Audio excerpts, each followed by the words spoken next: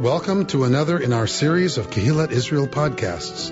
This is a recording of Rabbi Amy Bernstein's weekly Friday morning Torah study.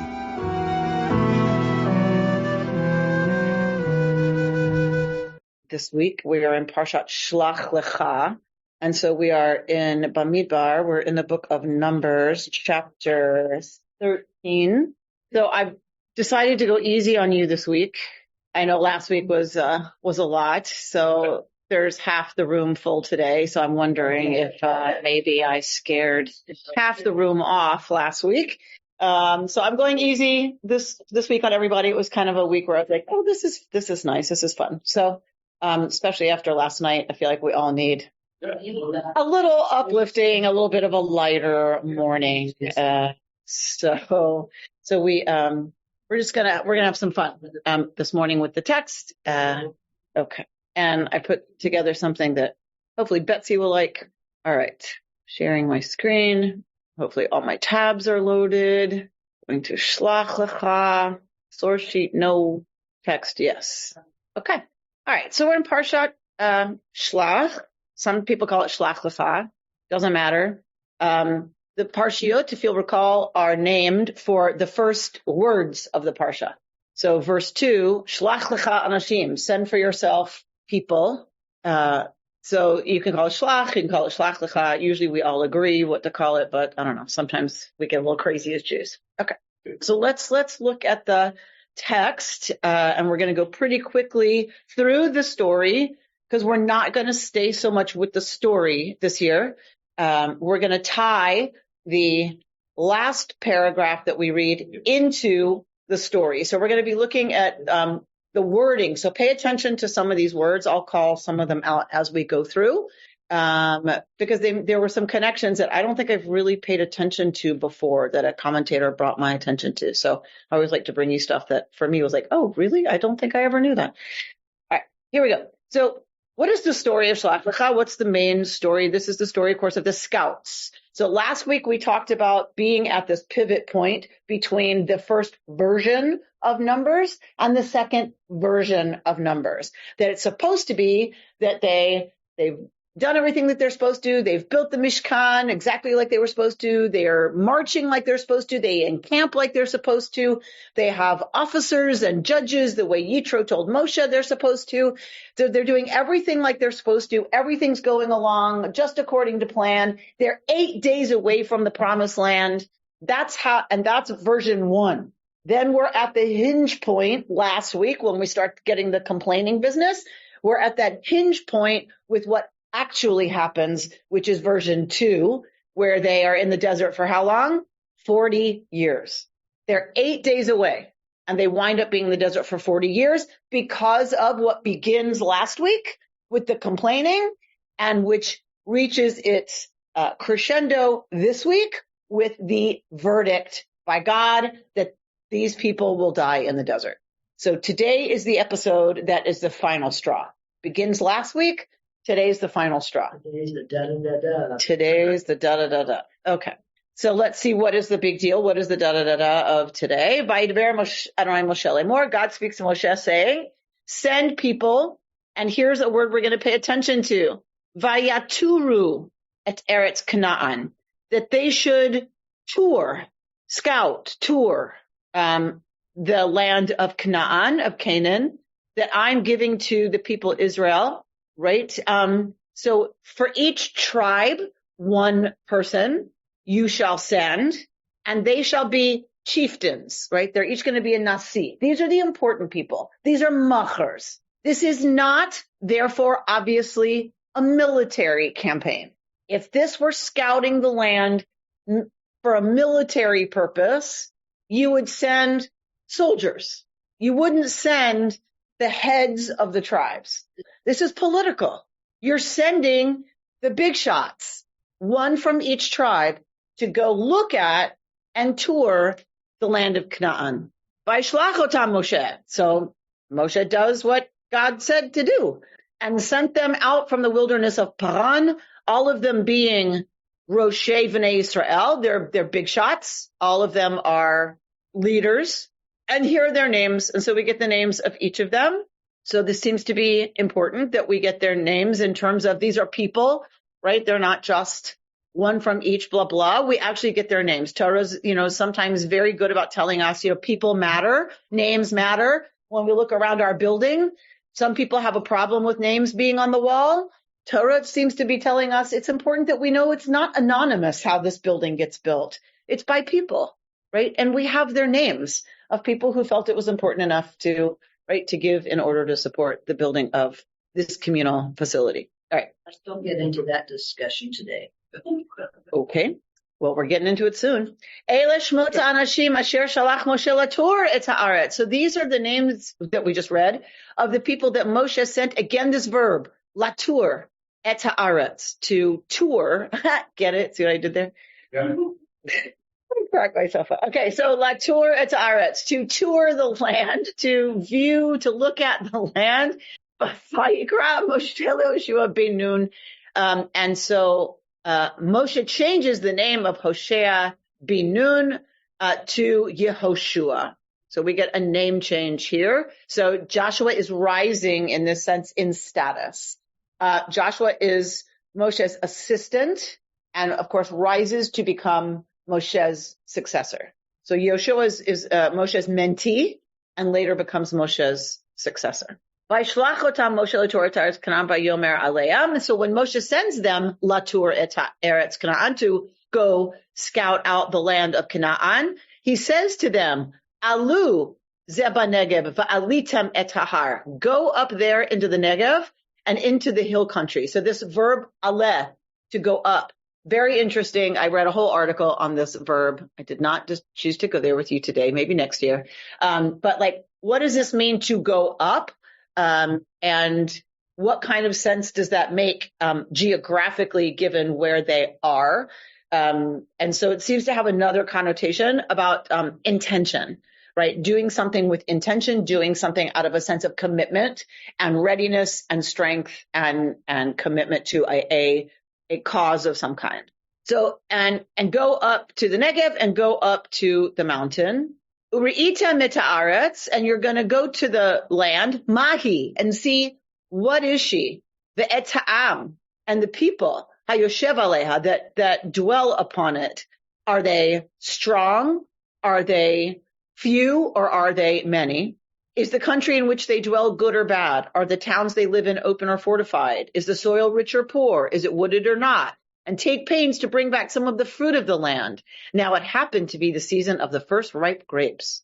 Vaya'alu vayaturu. Here we get it again, this verb again. So they went up, vaya'alu vayaturu, and they looked around. They scoped et haaretz, the land, from the wilderness of Tzin to Rechov to Levoch Hamatz.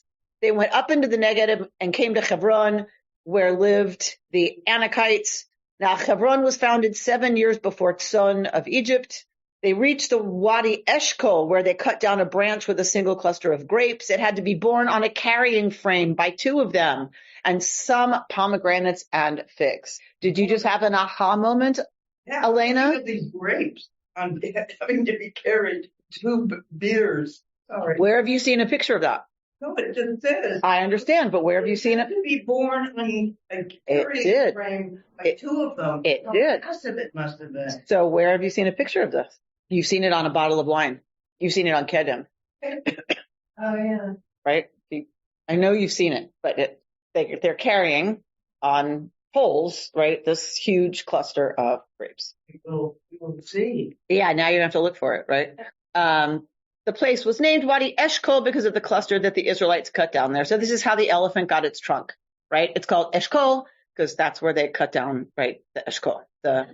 Yes, I remember going to it, but yeah, that's still there, right? Did you see grapes that were that big? Did you? No. Okay. Vayashuvu mitur haaretz miketz arba'im yom. So for 40 days, they were there and they returned from mitur. Again, the verb, right, to tour, to look around and check it out. They went straight to Moses and Aaron and the whole Israelite community at Kadesh in the wilderness of Paran, and they made their report to them and to the whole community as they showed them the fruit of the land. This is what they told them. We came to the land you sent us to. It does indeed flow with milk and honey, and this is its fruit. What is the milk and what is the honey? What kind of milk? Goat. And what kind of honey? Goat milk. What kind of honey? Date. Oh, boy, that's good. Date honey. How do I know this? 5 years of rabbinical school and 26 years in the rabbinate is how I know this. Right? This is not bee honey. This is date honey. Because it means if date palms are growing, there is a source of water. Water is the source of life, right? So agriculture, right, flowing with milk and honey means there's enough water for vegetation to feed flocks, and there's enough water to grow date palms, which require a lot of water. So that's a most you could say, oh my gosh, flocks can exist here and date palms. Like it doesn't get better than that in this neighborhood, right? A land that's dependent on rain. It doesn't get better than that. All right. Huh? Does that mean that other animals, like cows, weren't introduced for? Cows were not part of the, that's not what they raised. Right. They did not raise cows. Did they ever use camel milk? I don't know. But I don't know of, There is such thing. I don't know of anything about camel milk, which tells me the answer is probably no. They're not camels to use it. All right. The people, however,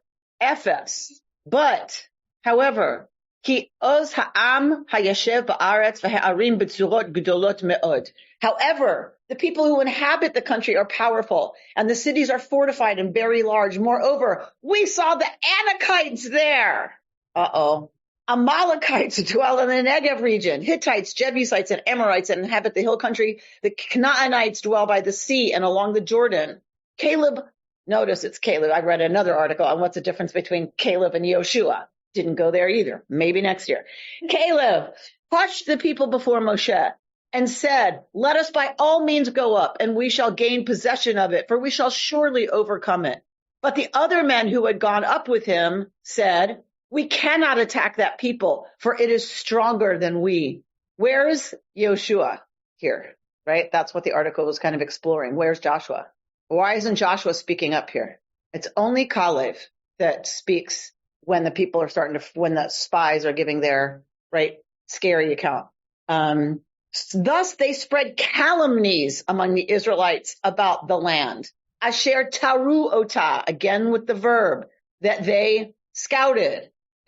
Saying, the country we traversed and scouted is one that devours its settlers. Literally, ochelet yoshveha, that eats its dwellers.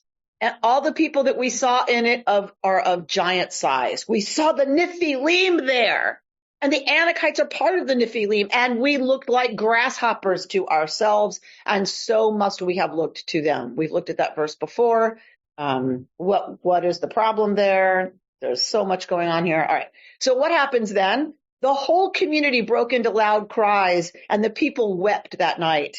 All the Israelites railed against Moses and Aaron. If only we had died in the land of Egypt, the whole community shouted at them. Or if only we might die in this wilderness. Bum, bum, bum, bum. What is the verdict that happens at the end of the story? You will. You want to cry? I'll give you something to cry about. You want to say you want to die in this wilderness? No problem. Done and done. You want meat? No problem. I'm going to give you meat till it's coming out of your noses. And now you have the nerve to say, if only we could go back to Egypt, if only we could die in this desert. Done. All right. Why is Yud-Heh-Vav-Heh taking us to that land to fall by the sword? Our wives and children will be carried off. It would be better for us to go back to Egypt. And they said to one another, let us head back for Egypt. Then Moses and Aaron fell on their faces. Who did they fall on their faces before? Often it is before whom? I don't know. Yud-Heh-Vav-Heh. Yeah, good. And Richard, yes, they usually fall on their faces before God. Who are they falling on their faces before here? Kol Adat B'nai Israel, the people. Why? If they're falling on their face before God, what are they doing? They're praying. They're praying. Why? Like if they're praying to God in that moment, why? What are they praying for? Move on. If something generally to save the Israelites. Huh? Generally to save the Israelites. Correct. If this is happening and they fall on their faces before God, they are praying to intercede on Israel's behalf, that God not do what the people deserve, right? Which is schmeicing them. They are interceding for the Israelites. They are not doing that here. They are falling on their faces before the people. Why? Because they are the only ones that can save them. They have to make the choice. So the Israelites have to do something different. They are the only ones who can get themselves out of this mess. Many commentators suggest it's because they are being threatened with stoning. The people have turned on Moshe and Aaron. Moshe and Aaron go to the floor because they are about to be attacked. They are begging the people, don't do this. Right there. They are in trouble. Moshe and Aaron are in trouble. So they fell on their faces before the people. Yoshua ben Nun and Caleb ben of Yefuneh, of those who had scouted the land, rent their clothes and exhorted the whole Israelite community. The land that we traversed and scouted is an exceedingly good land. So now it's Yoshua and Caleb together, right?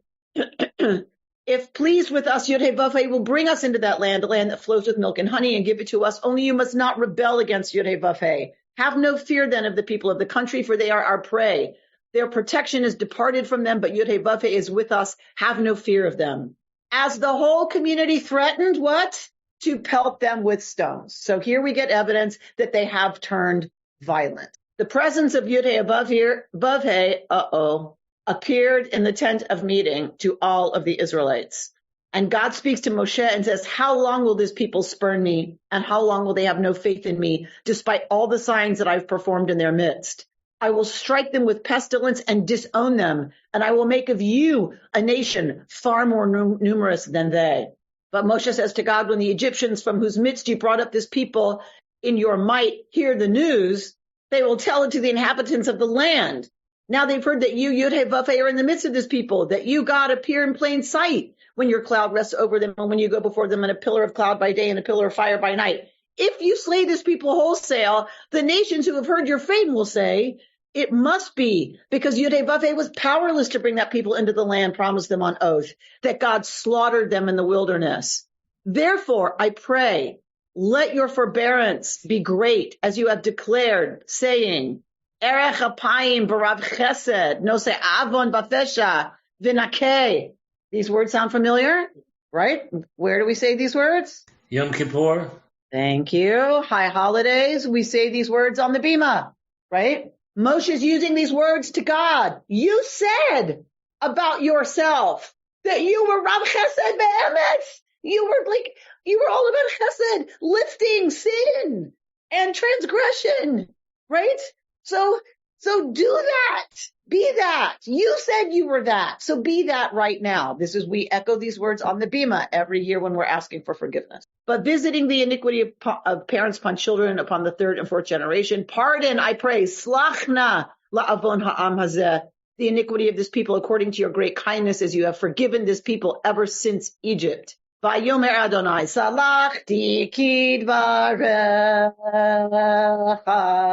as our choir sings, right? And God answers, I have forgiven according to your word, according to what you just said. Isn't he also being a little bit manipulative? He's saying to God, it must be because other people will say you're a powerless God and bring your people into the land as promised. Oh yeah.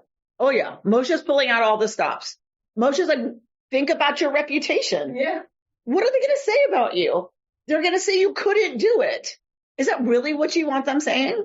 Right? Whatever it takes. Moshe is being a good defense attorney here. Whatever it takes, right? To get those people off the hook. Because God has said, I'm going to wipe them out, right? A pestilence, and I'm going to wipe them out and make of you a great nation. Like, I'm done. Again, I'm done. Just Moses and Aaron and their families? Yes. Well, that's what would be the case. All right. And God said, I pardon as you have asked. Nevertheless, as I live, and as Yod-Heh-Vav-Heh's presence fills the whole world, none of those involved who have seen my presence and the signs that I've performed in Egypt and in the wilderness, and who have tried me these many times and have disobeyed me, shall see the land that I promised on oath to their ancestors. None of those who spurn me shall see it. But my servant Caleb, because he was imbued with a different spirit and remained loyal to me, him will I bring into the land that he entered, and his offspring shall hold it as a possession. Who's not mentioned here? Yoshua. Yoshua. Moses dies in the desert, right? Remember the incident of the hitting of the rock? Moshe was condemned to die in the desert then. So, but who's missing here is Yoshua, right? So the article I read said, well, because, well, it's another thing. I'm gonna save it for next year. Okay. Now the Amalekites and the Canaanites occupy the valleys. Start out then tomorrow and march into the wilderness by the way of the Sea of Reeds. God spoke further to Moshe and Aaron. How much longer shall that wicked community keep muttering against me? Very well, I have heeded the incessant muttering of the Israelites against me. Say to them, as I live, says Yod-Heh-Vav-Heh, I will do to you just as you have urged me. Ha, right? You wanted to die in this wilderness? I'm going to do exactly what you asked. In this very wilderness shall your carcasses drop. Of all of you people who were recorded in your various lists from the age of 20 years up, you who have muttered against me, not one shall enter the land in which I swore to settle you, save Caleb, son of Yefuneh, and Yoshua bin Nun. Your children who you said would be carried off, these will I allow to enter. They shall know the land that you have rejected, but your carcasses shall drop in this wilderness. While your children roam the wilderness for 40 years, suffering for your faithlessness, until the last of your carcasses is down in the wilderness. You shall bear your punishment for 40 years, corresponding to the number of days, 40 days that you scouted the land, a year for each day. Thus you shall know what it means to thwart me. I, Yod-Heh-Vav-Heh, have spoken. Thus will I do to all that wicked band that has banded together against me. In this very wilderness they shall die, and so be finished off. As for the agents whom Moses sent to scout the land, those who came back and caused the whole community to mutter against him by spreading calumnies about the land, they died of plague. Dead now. Of those involved in going to scout the land, only Yoshua ben Nun and Caleb, son of Yefuneh, survived. When Moses repeated these words to all the Israelites, the people were overcome by grief. And now we get this interesting story of those who choose to go up anyway. There was a whole article about them. And all right. So this is our story of the scouts. This is the upbeat story. Right.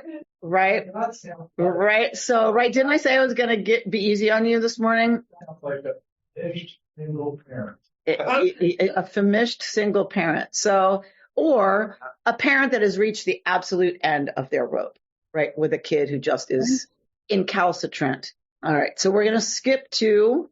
While we're skipping, Amy, do we know how old all these people were? Who? The chieftains and Caleb and Yeshua? No. Okay, because they could have been very old. What does that have to do with anything? I don't know. I'm like, where is it going? Like, apparently nowhere. Okay. Love that answer. I don't know. Okay. Yeah, they would have died anyway. They could have been old, but the point is anyone who was 20 years and older is going to die, right? So apparently the age of responsibility for complaining and not believing, and you saw all the signs and wonders, and yet you doubt me, the age seems to be 20 years old. And like, I have a 20-year-old, and we know, right, that the frontal lobes are still developing, right, in the early 20s. I mean, it kind of makes some sense that the early 20s would be kind of the time where you get that somebody's truly not y'all. Y'all aren't going to get there till like 26, but that they're adults, right? So, but that seems to be the judgment here. All right. So now let's look at the similarities in language from the story we just saw, which again, I don't think I've ever had anyone tie for me together like this, to this next part, which is the end of this parsha, which is the third paragraph of the Shema. So those of us who grew up saying the entire Shema, grew up saying Shema, Ve'ahavta, and then this paragraph every night, right? So I know this one by heart. Vayomar Adonai Moshe lemor, daber b'nei Yisrael v'amarta aleim v'yisulim tzitzit, akam fei v'gdehem l'doratam natnu tzitzit akataf pnil tchelet, right? So we said this every single night. speak to the people of Israel and say to them, V'asu lehem tzitzit, and you shall make for yourselves tzitzit on the kanfei of your begadim, on the wings of your clothing for the generations. And you shall put on the tzitzit of your wings, ptil tchelet, a thread of tchelet, this color tchelet, some form of blue, indigo, something like that. Vayalechem letzitzit, uritem oto, uzchartem et kol mitzvot Adonai. And you shall have the tzitzit, uritem oto, and you shall look at them. You shall see them. So this whole business in the beginning is all about people sent to scout the land. This whole business is about go look at the land, go see the land and report back. So this whole idea that tzitzit now is being tied to seeing, but it gets better. Uzchartem et kol mitzvot Adonai, and you shall remember all the commandments of God. Va'asitom otam, that you should do them. V'lo taturu acharei levavchem. Did you see how many times I pointed out the verb latur? V'lo taturu, so that y'all don't tour after your hearts. V'acharei einechem, and after your eyes. Asher atem zonim achareihem, so that you shall not go a-whoring from them. All right, that's the first time I've ever had it pointed out, v'lo taturu, so that you shouldn't tour, scout, see according to your hearts and your eyes that will tempt you to go a-whoring. The exact same wording as what we had with the scouts. Exact same verb. Lama'an tizkaru, in order that you should remember and do all of the mitzvot, my mitzvot, v'tem kedoshim lelohechem, and that you should be holy to your God. Ani Adonai Elohechem, I am Yud He Vav He, your God. Asher hotzeti itchem eretz Mitzrayim, who took you out of the land of Egypt, liyot lachem leElohim, in order to be your God. Ani Adonai Elohechem, I am Yud He Vav He, your God. Okay, so we're getting we get this whole story about seeing, about being sent to scout, being sent with a mission, being sent la'alot, to go up. And what happens?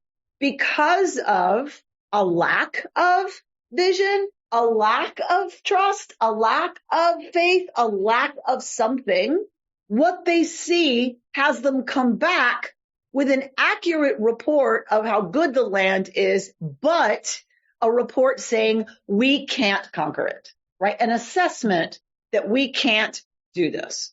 Contrast that if you see the tzitzit now as somehow directly related to this story, which I don't think I ever have.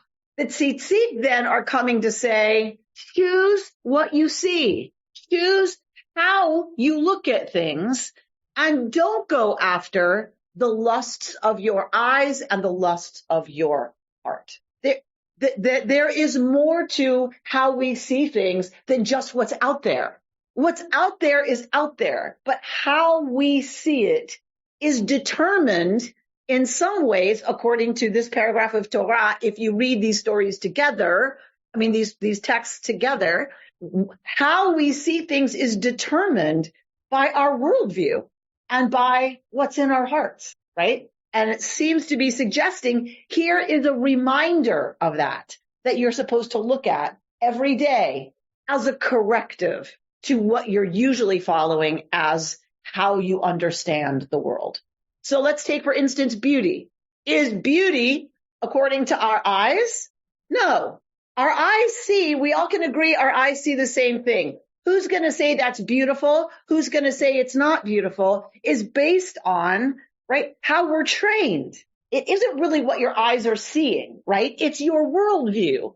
It's your culture. It's your perspective. What we've learned. And what we've learned and what we've been shown and then told is beautiful. Look at the tzitzit and don't allow that, whatever you've been told to tell you what your eyes are seeing. Rather, look to my commandments and be about those and let that determine your worldview. So what would be beautiful if we look to the commandments? What would be beautiful according to the commandments? Kindness. What else? Knowledge. Family. Justice. Love. Faith. Compassion. Service. Passion. Compassion, did you say? Yes. Compassion, right? So this, if you look at tzitzit, then you see, the text seems to be suggesting, you see differently. You don't see the same way, nor do you follow what your heart wants. You reset, you recalibrate what your heart wants based on reflecting on the values of Torah. Also, when I put on my talis and say the prayer, I feel a transformation when it's around me. I feel like I'm enveloped in something greater than just my body. So now you're talking talit. For a second, we're just talking tzitzit. Yeah, but the tzitzit are... Right, but in the ancient world, it was not a separate garment. They are on shirts. They are on their clothing. All right. I have a question. Amy, is the mitzvah to wear the talit or to look at the tzitzit, or are they both mitzvot? Yes. Thank you.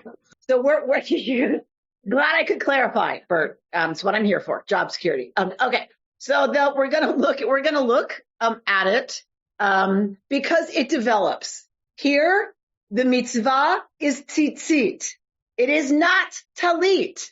Here, the mitzvah is clearly tzitzit. Okay. But I mean, is it to have the tzitzit or to look at them? To put them on your garment that you should see them. Okay, so it's both. It's both. So do the Orthodox still wear the katan talit? Yes. So they wear tzitzit, a talit with tzitzit on it under their clothing. Okay, but we're getting ahead of ourselves. I don't want to go talit yet. Oh my God. One more thing about vision. Yes, vision. The being told to look at the tzitzit is not saying don't use your eyes, but see beyond what your eyes are telling you. Yes. In other words, don't see a beautiful person, see the human being who is behind the beautiful person. Lovely. Yes. And yes. Betsy. It's a question about tzitzit. So, yes. Good. I mean, so for what you're saying, I gather it's really a reminder. You're supposed to wear it as it's a reminder to follow God's commandments and to look at the world in a different way through Torah, whatever. But what I'm wondering is in this more egalitarian sort of Judaism, why do women not? I don't know many women who wear tzitzit. Okay, we'll get there. That's all I get. That's all you get. That's because y'all keep trying to get me to go do, but I'm not gonna. It's not about. Well, but it's because it's rabbinic, like the whole talit katan with the tzitzit is really rabbinic, right? Because I'm going to show you. I understand Moshe.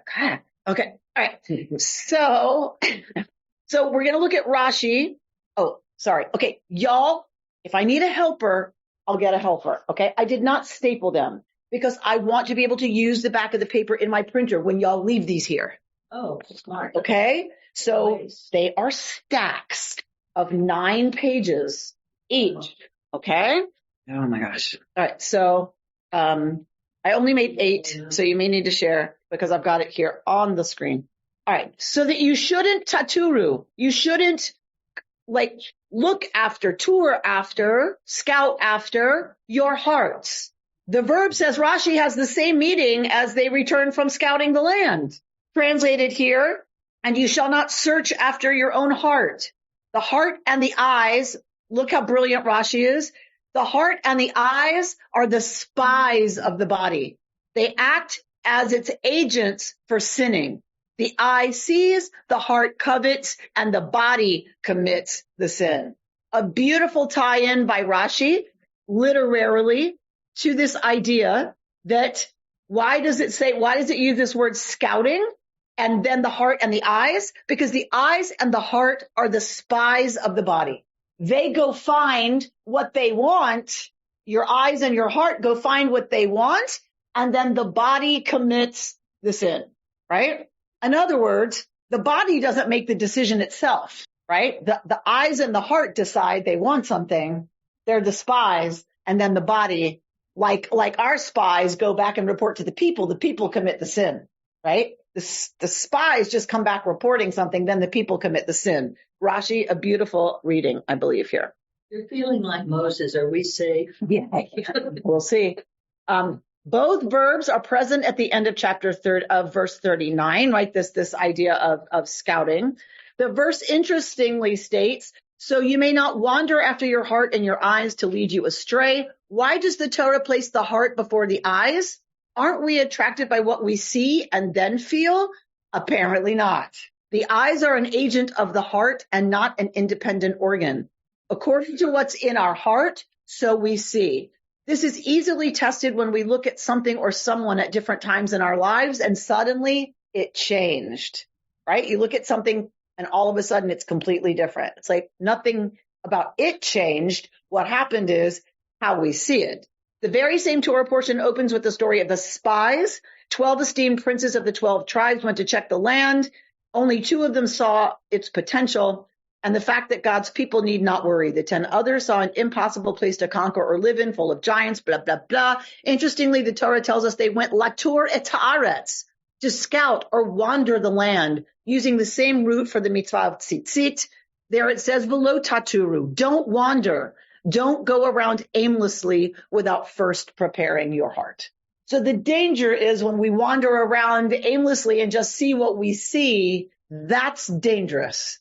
Prepare your heart. Prepare, like to go out and confront the world, and then you will see things differently, suggests our commentator. Don't just go tattooing. Don't just go wandering, and just seeing. All right, I'm going to skip all this stuff about what tzitzit is related to go to the fun part. All right, an Akkadian prayer.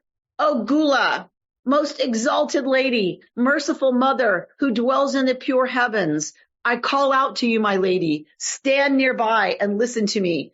I seek you out. I turn to you. As the hem of my gods and goddesses' garment, I lay hold of your garment's hem. Akkadian is a parent tradition of the Israelite tradition. Akkadian and Sumerian are parent languages to Hebrew, right? These are Mesopotamian religious traditions that give rise to ancient Israel. So what do we get here in this Akkadian prayer? I turn to you. I lay hold of your garment's hem. Look at the hem of the garment here. What do you see? Fringes. You see fringes. These are elements on Mesopotamian garb, dress. This is what gives rise to Israelite garb. We see other examples of this. Syria. They're all similar. Like the bottom of the dress. Bottom of the dress. Did we miss it? The bottom of the dress. Look at the bottom of the garment right here. Those little things. Do you see? Near his knee. Oh, yeah. Right here are fringes. It was a way to keep the material from fraying. It was very hard to make linen. It was very hard to make clothing. It was very labor intensive. What you have to do to flax in order, it has to rot. You have to take off the outside. You have to get to the inside. You have to soak it. You have to work it. You have to whatever and then you have to deal with a loom, right? It is very labor intensive making cloth in Mesopotamia. Very labor intensive. Once you've made this piece of cloth with all of that labor and all of that time going into it, you don't want it to start coming apart. So you take the ends and you tie them together in fringes so that it doesn't fray. Okay. And then it becomes decorative. The hem of someone's garment was an identifying factor. The hem of the garment reflected people's status in this culture. Let's look at a few more examples. Here we go. Do you see here on these garments? The edges of the garment, you see? They are fringed. These are Semitic people, Hebrews, Semitic people being sent into exile. All right. You can see the hem of their garment? Their hands like that. Because they're being sent into exile. They're captives. Damn. They're tied. Yeah, they're being exiled. You're not exiled unless you're, no, unless you got captured. I have to fill in a word. You got captured. All right. Do you see this? You see the fringes? Yep. And you see this kind of the way that this is arced over the knee? Do you see that? Okay. So then if those are arcs, then this triangular thing hanging down is the kanaf, right? Put the tassels on the kanaf, the wing of your garment, right? That triangular piece hanging down is the kanaf, is the wing of the garment. So yes, this is Semitic. What purpose did that wing serve? Was it a construction element or What? that piece? Why did they put that piece in there? What piece? The triangular element. It's just the cut of the fabric. It's the cut. Not the Bias. assembly. It's the bias, whatever that is. Status was also conferred by how long the garment was. Folks of lower status wore to the knee. But notice, even on something that comes to the knee, there are fringes. Be helpful if I got a tally. No. All right, look at this. This is King Ashurbanipal of the Neo-Assyrian Empire. You see the beautiful colors of the garment because those are super expensive. But look, and it's a long garment because he's the highest ranking person there. Now, look at the bottom of the garment. Do you see? Look at the hem, how intricate the hem is. That purple and that crimson are the most expensive colors there are in the ancient world. Is that a drawing or a photo? I don't. No, it's not a photo. None of that would have survived. None of that would have survived, right? It's an artist's. Oh, no photo. It's an artist's rendering, right? Based on descriptions we have. Like if you have from Torah, we have descriptions, very clear descriptions of the priestly garments in Torah. These colors are used. That is the most expensive hem possible. With that tchelet, that indigo and the crimson dye, this would have been a fortune. This hem would have been like a Range Rover. It's so close to the ground to gather up. Because the hem was your status. The hem of the garment showed your status. Both the material and the dye and the hem of the garment. So that is why we see this prayer, right? In Akkadian, I grasp your hem. All right. In the book of Samuel, David cuts off Samuel's hem and therefore David cuts off Saul's hem. So Saul wakes up with no hem on his garment and says, now I know you will be king about David. It could have just said, now I know David could have killed me and chose not to, but it doesn't say that. He says, now I know you will be king because he took Saul's hem, the hem of the king. I was taught only free people could wear fringes. So these people who have been captive were free, right? So the people we see bound were free until they were captured. So that's why they're wearing fringes. They were free. Only 1/3 of people in the ancient world were free in the ancient Near East. Only 1/3 of people in the ancient Near East would have been free. Therefore, it was a huge status symbol to wear fringes on your garment. It meant you were not a slave. How does that tie to the commandment to wear fringes? How does what I say just tie? How does that tie into this commandment to wear fringes?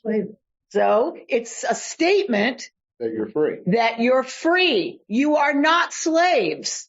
And how did that happen? God who took us out of Mitzrayim. God took us out of Egypt. What was that final line of this paragraph to wear tzitzit? I am Yodevave who brought you out of Egypt to be your God. You will wear tzitzit. You will wear the fringes that show and prove you are free. And how did that happen? Me. I took you out. Therefore, when you see the mark, the symbol of your status as being free, what should you do? Show gratitude. Huh? Praise God. No. Show gratitude. How? Show gratitude how? by following God's commandments. Well, it's got a whole new fashion. Of fringes. Everybody wearing fringes. Well, we've got that. It's called talit. But you mean all the time? Well, they did that in what, the 70s? You know, right? A lot of fringe was happening in the 70s. The best. I personally don't wish to go back to those days. All right. So this is the origin of tzitzit. So we've seen lots of evidence of tzitzit. What happens when the people are exiled and things move along and you don't wear fringes on your hem anymore? What happens to this commandment? You wear them on your tallis. You wear them on your tallis. So if wearing fringes is no longer normative, then you make something that you put the fringes on in order to fulfill the mitzvah of donning tzitzit. It used to be the norm that you had tzitzit on your garments, but you Israelites are going to put a ptil tchelet, a blue thread around them, the thread of priesthood, of royalty on your tzitzit, and your tzitzit will remind you, yes, that you're free, like everybody else in the neighborhood wears fringes if they're free, but you're free. You in particular are free because I took you out of Egypt. Therefore, however they got to be free, that's their business. They may have been born free. Born free, right? So they may have been born free. You were not. You were not born free. You were born slaves in Egypt and I took you out. So tzitzit, fringes are different for you. Everyone may wear a wedding band. Your wedding band is different, right? It's unique to your relationship. Just because everyone wears one doesn't make it less unique and special for your relationship. So yes, every free people in Mesopotamia wear fringes, but yours means something else because you were not born free. You were set free by me. So then if you're not wearing fringes anymore as the norm, how do you fulfill this commandment to wear the tzitzit, to remember that we were freed from Egypt and therefore we have responsibilities? You make a garment to carry the tzitzit. So we now have a garment to do that. When was that garment worn? So there's the talit katan, there's the talit underneath clothing, and those tzitzit, you're supposed to see them all day and remember, right? Talit was not that's the way to fulfill the commandment of wearing tzitzit every day. Talit develops as something else. So talit katan is the way that you fulfill this commandment of wearing it every day. Talit evolves as something else. What does talit evolve out of?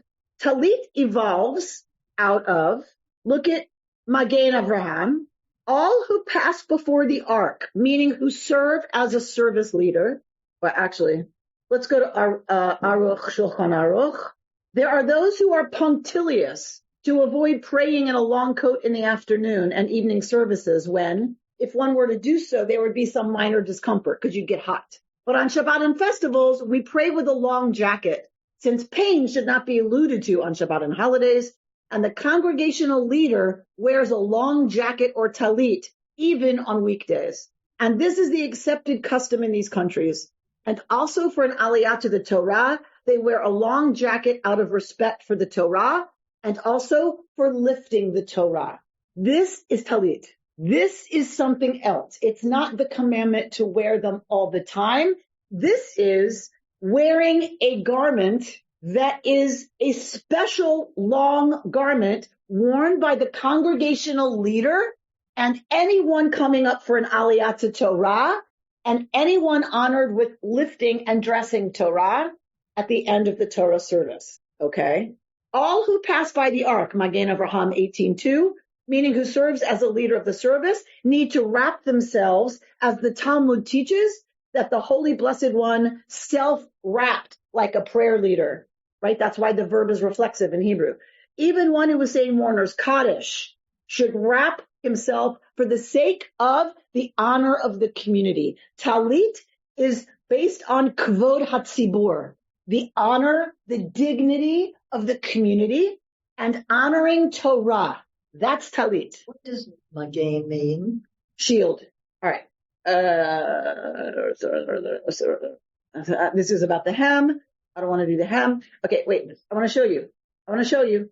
I was just in Europe, and we were just in Rome, and we went to the Jewish Museum in Rome. I apologize for the quality of the pictures.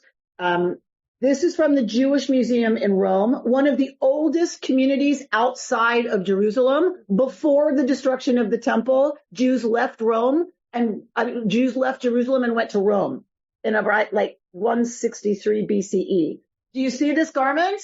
This is what we're talking about, that the prayer leader would wear something like this, and anyone called to Torah would wear something like this. This is made out of silk because it was hot in Rome. So if you're wearing this long coat, as we saw discussed in the Talmud and in the text that we just saw, you can see there's a lot of fabric here, right? That's a lot if you're in hot weather. So this is the kind of garment that they're talking about wearing to honor Torah and the kvod hatzibur, the dignity of the congregation, meaning whoever is in charge of leading the services should be wearing something super beautiful, because that reflects directly on the congregation, right? If you dress like a shlub and you're leading services, you bring down the dignity of the congregation, and it's insulting to Torah, right? Who comes, this is the whole conversation about, can people wear jeans to shul and flip-flops? We got into this discussion a lot, like in Duluth and in these places where it's like, how casual can we allow our kids to come to shul, right? So there's this very clear understanding in our tradition that how you dress directly reflects the dignity of what you think you're about. Is a service worthy of you dressing up or not? Is Torah worthy or not? You've been listening to Rabbi Amy Bernstein's Friday morning Torah study from Kehillat Israel in Pacific Palisades, California. For more information, go to our website, www.ourki.org.